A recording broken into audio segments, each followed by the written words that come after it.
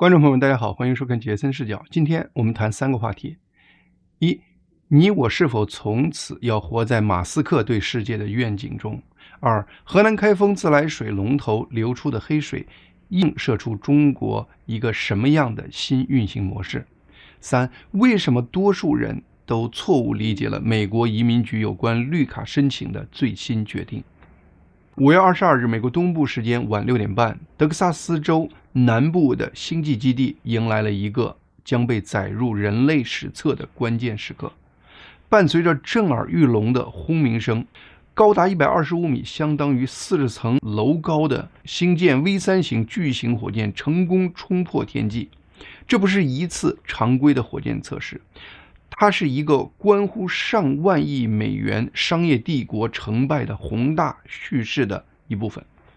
这个 V3 版的星舰满载着颠覆性的工程创新，它的核心动力是新一代猛禽3型发动机。这款发动机不仅重量轻，而且推力与可靠性也得到了质的飞跃。星舰助推器底部紧密排列着33台这种发动机，能在起飞的瞬间爆发出超过8200吨的恐怖推力，整个发射过程充满了戏剧性和惊险。原定发射日期是5月21日，但倒计时进入最后几秒时，发射台壁上的一个液压销却没能成功收回，导致系统自动终止发射。经过连夜抢修，5月22日晚，星舰终于迎来了升空的时刻。然而，在突破低层大气的关键攀升阶段，助推器上的33台发动机中有一台突然熄火。好在星舰系统凭借它庞大的推力、冗余量和自动控制算法的适应能力，最终还是稳稳地将火箭推到了预定高度。超重型助推器与飞船顺利分离后，助推器需要执行返回点火，控制它在墨西哥湾的预定海域受控落水。但是这个过程中有一台发动机没能正常运行，导致助推器失控，最终以极高的速度坠毁在了德克萨斯州墨西哥湾海岸附近。与此同时，继续向太空进发的星舰飞船也遭遇了意外，在攀升的过程中，它的6台猛禽发动机中有1台提前关闭，好在飞船的主控计算机瞬间接管，做出堪称工程奇迹的战术调整，指挥剩余的5台发动机燃烧比原计划更长的时间，弥补了推力不足的问题，成功将飞船送入目标轨迹范围。然后飞船在太空中连续释放了22枚 Starlink 星链模拟卫星，包括2颗下一代星链卫星的模型。在任务的最后阶段，星舰飞船在印度洋上空再次进入地球大气层，飞船上全新升级的防热盾经受住了最严酷的高温考验，最终飞船在印度洋上空精准地执行了标志性的翻转动作，然后以完美的姿态受控降落于印度洋中，并按计划侧翻爆炸解体。事后 SpaceX 发言人确认，虽然测试过程不是完美的，但是星舰顺利完成了它作为太空货车的核心使命。马斯克在 X 上称这次发射为史诗般的发射。美国 NASA 局长也发文祝贺，称美国距离重返月球和登陆火星又近了一步。这次略带瑕疵但主体成功的发射，对 SpaceX 的未来具有决定性的意义。首先， V3 型星舰被美国 NASA 看作是它的阿尔特尼斯登月计划的定海神针，被指定用于执行 NASA 的这个载人登月计划。其次，在 SpaceX 准备上市的关键时刻，这次星舰试飞的整体成功为 SpaceX 提供了关键的估值支撑。据多方消息透露， SpaceX 本次的目标估值在 1.5 万亿美元，计划在此次公开发行中募集高达7500亿美元的资金。然而，当招股说明书的部分细节被媒体披露后，市场也看到了一个令人眩晕的矛盾体。一方面是人类历史上最宏大的商业愿景，另一方面则是 SpaceX 触目惊心的财务黑洞。在公众的普遍印象中，凭借着猎鹰火箭在全球商业发射市场的垄断地位和星链的庞大用户群， SpaceX 应该是一头赚得盆满钵满的现金牛。然而招股书披露的真实数据揭示了马斯克面对的是一个严峻现实。招股书显示，2025年全年 SpaceX 净亏损高达49.4亿美元。到了2026年第一季度，烧钱速度进一步恶化，这个季度的总营收是47亿美元，而净亏损竟然飙升至43亿美元。同时 SpaceX 公司账面上还背负着总计290亿美元的长期债务，此外还有一笔200亿美元的贷款需要尽快偿还。而这个巨额亏损几乎全部来自于马斯克今年2月份的那场和 xAI 的惊天合并案。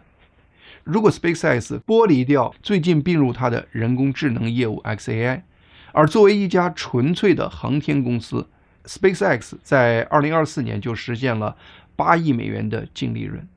SpaceX 此前业务中最赚钱的就是它的星链业务，但卖火箭发射服务的业务其实根本不赚钱。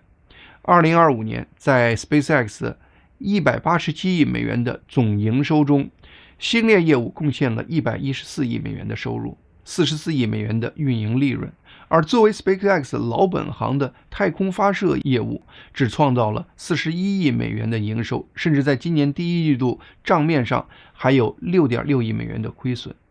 截止2026年3月底，星链在全球164个国家和地区拥有1030万活跃订阅用户，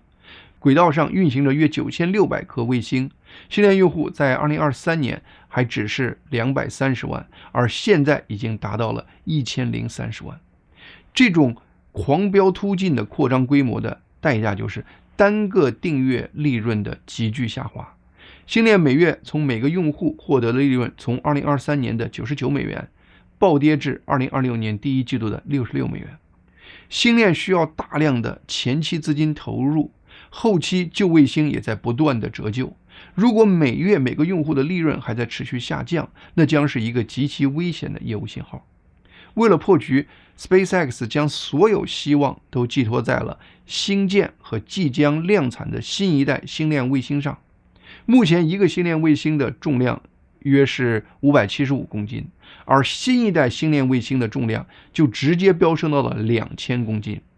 SpaceX 目前的主力火箭是猎鹰9号，它根本放不下新一代星链卫星，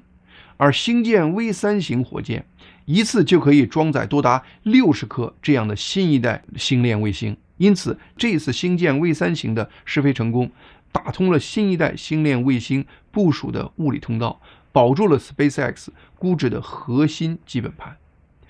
华尔街对 SpaceX 的估值比例是他们给英伟达这样的巨头公司估值的20倍，这表明华尔街热钱购买的根本不是 SpaceX 当下的卖卫星网络的那点利润，而是对 SpaceX 所垄断的人类未来的预期的定价。在这个帝国股权配置中，马斯克不仅是精神领袖，更是拥有绝对权力的独裁者。尽管马斯克只持有公司约 42.5% 的股权，但他却掌握了 84% 的投票权。这意味着任何机构或大基金都无法在董事会上撼动马斯克的任何决策，而马斯克向华尔街兜售了一个改变人类文明进程的叙事，其中包括在太空建立涵盖全人类人工智能需求的数据中心和在火星建立人类基地这样的疯狂叙事。正是这样的疯狂叙事，让 SpaceX 估值在1年之内从3500亿美元一路飙升上了1.5万亿美元。而启动这个宏大叙事的，正是马斯克主导的那场合并案。2月2日，科技与资本界同时发生了一场大地震。SpaceX 正式完成了对人工智能初创公司 xAI 的全股票合并，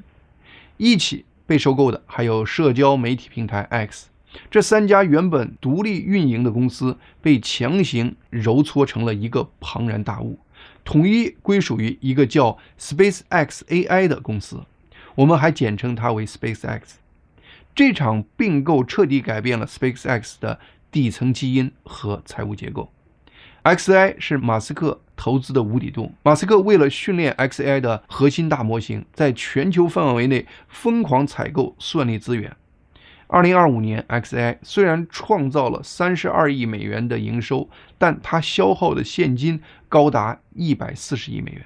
xAI 一家的花销比 SpaceX 发射火箭和部署卫星赚来的钱的总和还要多。虽然 xAI 让 SpaceX 的整个账本非常难看，但是如我们前面讲的，它却给 SpaceX 带来了一个巨大的重新估值的视角。正如华尔街分析师在阅读招股书后感叹的， SpaceX 已经不再是一家恰好使用 AI 技术的太空公司，而变成了一家恰好在太空中运营的人工智能公司。在这个新的公司叙事下，招股书中披露的一项名为轨道数据中心的宏伟计划就变得非常有说服力，也因此构成了目前 SpaceX 的 1.5 万亿美元的估值的基础。在股权文件中， SpaceX 明确宣称在太空建立 AI 数据中心，并开拓一个总价值高达28万亿美元的新市场。 SpaceX 有可能独吞这块巨大的蛋糕。为此， SpaceX 计划最快在2028年就开始利用星舰强大的运载能力，把数据中心以卫星集群的形式发射到地球轨道中。 SpaceX 公司甚至已经向美国联邦通讯委员会提交了请愿书，申请发射多达100万颗此类轨道数据中心卫星，构建一个史无前例的轨道计算网络。马斯克还断言，只需3年时间，卫星集群将成为算力成本最低的 AI 运行途径。这个听起来像科幻小说般疯狂的想法，其背后有着极其严密的能源与经济学逻辑。我在以前的节目中已经就这一点做了全面的分析。地球上的 AI 数据中心正面临着不可调和的能源危机，甚至已经开始对多国的民用电网造成严重的冲击。最近，美国各地都出现了民众反对在他们附近建数据中心的抗议行动。大型人工智能模型还需要天量的电力和冷却水来维持基本运行。太空中，太阳能是取之不尽、用之不竭的。通过在轨道上部署数以百万计自带电源和通讯链路的计算集群节点，这些卫星可以直接捕获太阳能。在马斯克的叙事中， SpaceX 希望实现的已经不是单纯的工程创新了，而是要实现人类文明的阶梯进化。马斯克毫不掩饰地说，他最终目标是将意识之光延伸到群星之中，并保护人类免受全球性灾难的毁灭。而建设100万颗卫星组建的轨道数据中心，是他认为的向其目标迈出的实质性的第一步。马斯克的这份长达250页的招股说明书，让人类看到了一个融合了狂妄野心、工程天才、巨额债务与星际梦想的复合体。我们前面分析了，无论从什么角度去看 SpaceX 目前的财务报表，给他 1.5 万亿美元的估值都是一个疯狂的商业决定。马斯克的 SpaceX 根本没有创造出这 1.5 万亿的价值，是华尔街最终决定给他这样的惊人估值。这个估值其实是一种选择，是他们集体选择把这笔巨大的财富放在马斯克的手里，让马斯克拥有更加惊人的巨大资金，让他有钱去实现他那些叙事。而马斯克脑海中的那个人类文明向太空进发的轨迹，就从5月22日这次星舰试飞过程中，从那一台台轰鸣的猛禽发动机中被启动了。好，下面我们谈第二个话题。5月19日晚，河南省开封市魏氏县居民拧开家里的水龙头，流出来的不是清水，而是发黑浑浊带渣的浑水，像酱油一样。当天晚上就开始有人腹泻，有人呕吐，有人浑身酸痛，很多家长半夜抱着孩子紧急去医院输液。医院急诊室很快就变得非常拥挤。第二天，学校里学生成批请假，同时超市里的桶装水也被迅速抢空。直到5月21日，当地政府才发出通知，说这次饮用水被全面污染的原因是大雨过后，雨水倒灌进了一眼自来水水源井，造成饮用水污染。这样的事情在中国虽然是新闻，但还不属于那种令人震惊的新闻，因为这样的事太多了。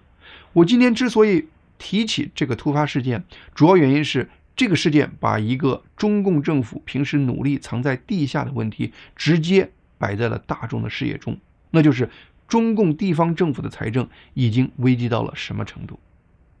供水系统是属于那种平时老百姓不太看得见的公共服务设施，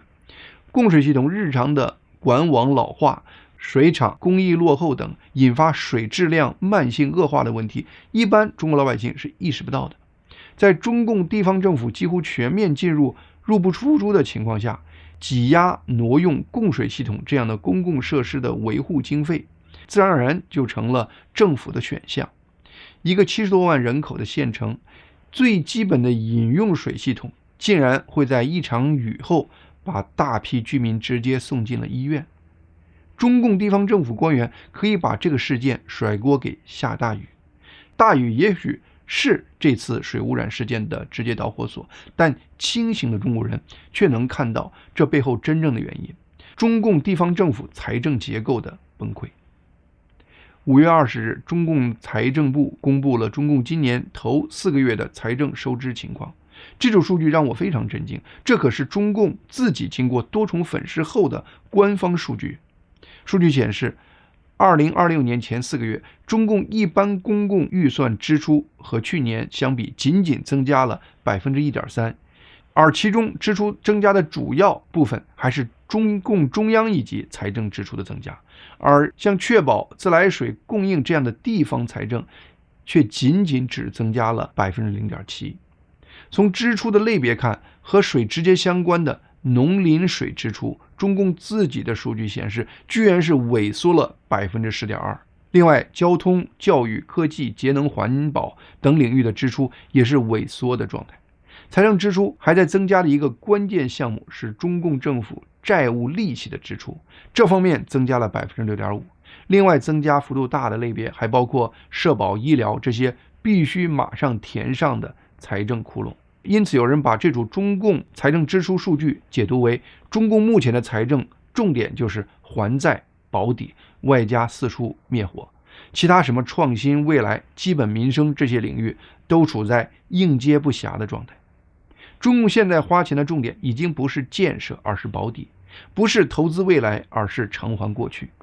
水龙头流出来的那股浑水，其实就是这种变化最直接、最刺眼的一次展现。而引发中共地方财政崩塌的一个直接原因，就是中国房地产过去这些年的持续下跌。很多人喜欢拿今天的中国房地产去类比上世纪90年代的日本房地产泡沫破裂后那20年所经历的。中日都出现了房价下跌、财富效应消失、消费被压缩、经济增速放缓这些相似现象。但是中国今天面对的局面绝对比当年日本面对的还要沉重。日本当年要应对的就是资产泡沫破裂，而中国人今天面对的却是资产泡沫破裂，叠加人口基础崩塌，叠加地方财政高度依赖卖地，叠加居民财富过度集中于房产之上。所以目前中国经济面临的问题要比当年日本的问题更难上3-4倍。过去20年，中共房地产金融化背后的支撑点是一个默认的假设，那就是中国未来会有更多年轻人，有更多的中国家庭进入城市。现在这个假设正在崩塌，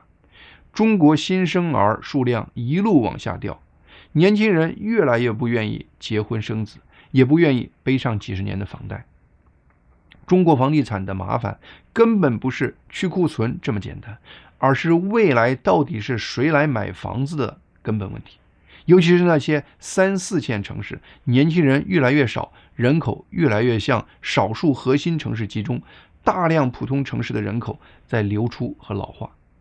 而中国老百姓70%的财富都压在了房地产里，房价上涨的时候，中国人的财富感让他们敢消费、敢贷款、敢投资。可一旦房价进入长期不见底的阴跌轨道，这种财富感就会快速消失，人们会开始拼命存钱，提前还贷，压缩消费，能不换房就不换房，能不创业就不创业，能不生孩子就不生孩子。这时候房地产业就已经不是房地产了，它会直接传导到消费，传导到就业，传导到财政，最后传导到我们前面提到的公共服务质量问题。中共近期爆出的另一组怪异数据是，中国个人所得税增长了 12.2%， 而消费税却下降了 3.3%。之所以说这组数据怪异，是因为在正常情况下，一个社会如果收入真的增加了，消费也会跟上。消费税下跌还好解释，符合我们前面讲的中国人不敢消费的现实。但中国个税的增加，并不一定是因为中国人的收入真的增加了。一个更符合中国现实的解释是，中共在征收个人所得税的力度在不断的增加，而这样做的结果只能是进一步抑制中国人的消费。未实现的浑水，房地产的长期阴跌，个税上升，消费税下滑，这样的怪异数据，它们背后指向的是同一件事。中共过去那一套拿未来的钱换今天的繁荣的增长模式已经失灵，中共管理中国的模式已经进入了拿今天的民生去填昨天的债务窟窿的新模式。所以看中国眼下的经济和社会问题，不要从经济周期的角度看，要从经济模式变更的角度看。周期可以等反弹，模式变更却要求思维根本的转变。未实现那股黑水，真正映出的是中共当前整个治理模式的新真相。下面我们回到美国，谈谈最近网上热议的绿卡申请新程序的问题。美国移民局5月21日发布了一个政策备忘录，直接引爆网络。对于目前近100万正在申请美国绿卡的人来说，这个备忘录的标题本身就能引发噩梦。标题的直接翻译是：调整身份属于主观裁定和行政恩典的范畴，是一种允许申请人免于常规领事签证程序的非常规救济。这里说的调整身份，就是大家常说的发绿卡，就是说美国政府认可这个人是美国的永久居民。这个标题用大白话来说，就是你就是符合拿绿卡的条件了，给你发绿卡也不是你的权利，而是美国政府对你的恩典，所以发不发还是美国政府单方说了算。真正引发恐慌的是5月22日针对这个备忘录，移民局随后颁布的新闻稿，以及发言人凯勒就这个备忘录发表的口头声明。新闻稿和口头声明的措辞都很强硬，经过众多媒体的解读，惊悚的媒体报道标题就变成了川普政府新规定，在美国临时居住的外国人必须返回母国才能申请绿卡。但是如果你仔细去阅读移民局发布的那个备忘录的正文，你就会意识到那个备忘录本身并没有媒体报道的这层意思。备忘录援引了美国相关的移民法律的2个条款和1974年的一个判决先例，主要是针对绿卡审案官员的，主要是教育这些官员能正确认识调整身份这个移民程序的法律基础。备忘录强调了美国法律对调整身份的定义，强调了相关法律的初衷是，这不是绿卡申请人的权利，而应该把它理解为是一种美国政府在主观裁量权下对申请人的特殊恩典。因此备忘录要求这些审案官员能够根据每个绿卡申请案件的不同情况，全面权衡申请人的积极因素和消极因素，并在拒绝批准申请时写出相应的书面分析。说白了，这个备忘录没有改变美国的法律，也没有修改美国的任何现有的移民规则，它主要是要求审案官员有一种新的审批心态。所以有的专业移民律师干脆就把这个备忘录叫做情绪备忘录。媒体对此的惊悚解读主要是来自对凯勒最初的口头声明的解读，因为媒体的这些惊悚报道，结果造成大量的人随后在网上就这个话题进行了激烈的讨论，有些人甚至发布了更加制造恐慌的言论。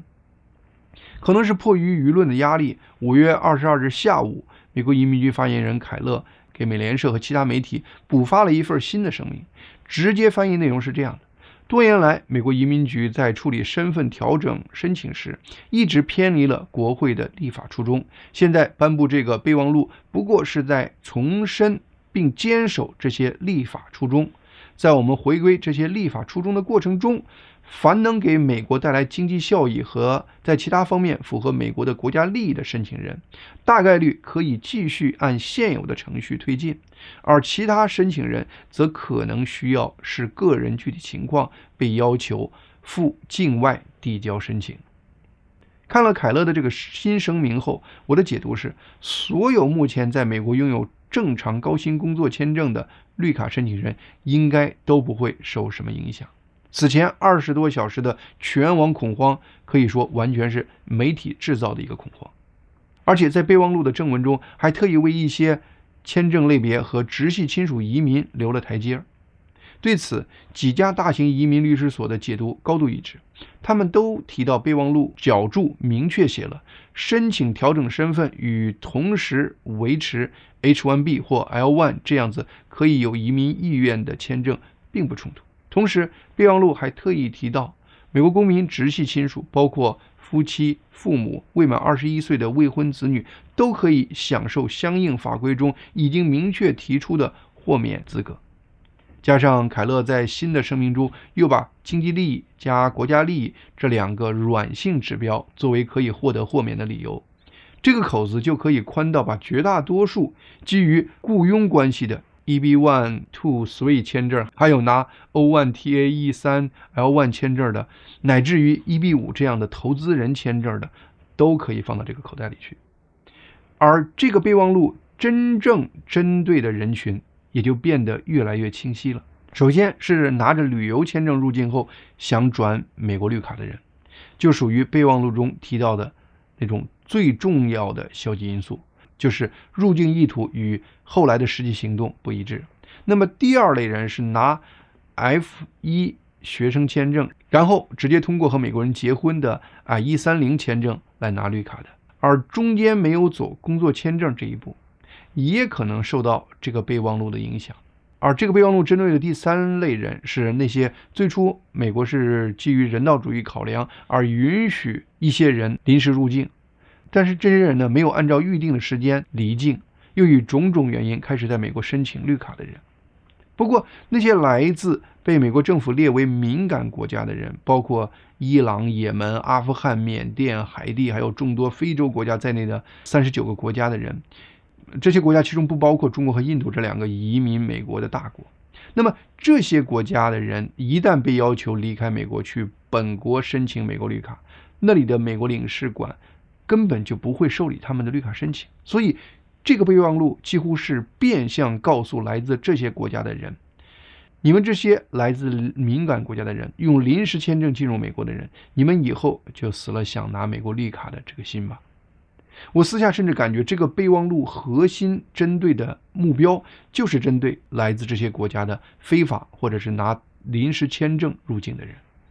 总结一下，根据我自己的理解，下面我按风险从低到高对不同的人群的建议是这样子的。首先，如果你已经递交了申请绿卡的 I-485 申请表，而且目前持有某种形式的基于工作的移民签证，而且没有任何不良记录，那你不用太担心。不过短期内不要进行不必要的国际旅行。其次，如果你还在准备递交申请绿卡的 I-485表，但是已经拥有了基于工作的移民签证，那么建议你在60天内尽快递交你的绿卡申请。移民局明确说，未来会陆续提出针对不同移民人群的详细的备忘录执行指南，